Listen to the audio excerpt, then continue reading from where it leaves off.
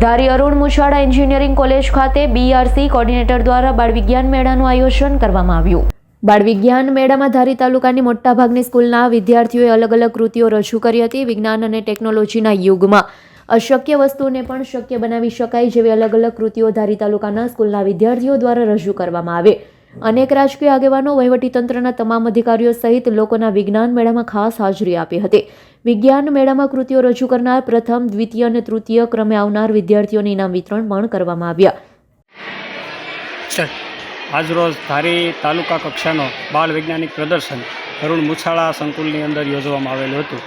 આ પ્રદર્શનની અંદર કુલ 5 વિભાગોની અંદર લગભગ 45 જેટલી કૃતિઓ જુદા જુદા બાળ વૈજ્ઞાનિકો પોતાની રીતે બનાવી અને લાવેલા હતા।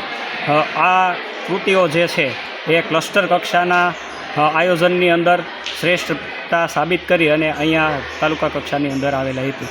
આજરોજ ઘણા બધા બાળકો અને સામાજિક આગેવાનો તેમજ રાજકીય આગેવાનોએ આ પ્રદર્શનનો લાભ લઈ અને બાળકોને પ્રોત્સાહિત કરેલા હતા। આ રીતે ખૂબ સરસ આયોજન અમારા તાલુકા કક્ષાનું થયું। બીછુભાઈ વાળા, બીઆરસી કોર્ડિનેટર, ધારી। સંજય વાડાનો રિપોર્ટ, S9 ન્યૂઝ, ધારી। અમારી તમામ માહિતીથી અપડેટ રહેવા માટે જોડાયેલા રહો S9 ન્યૂઝ સાથે।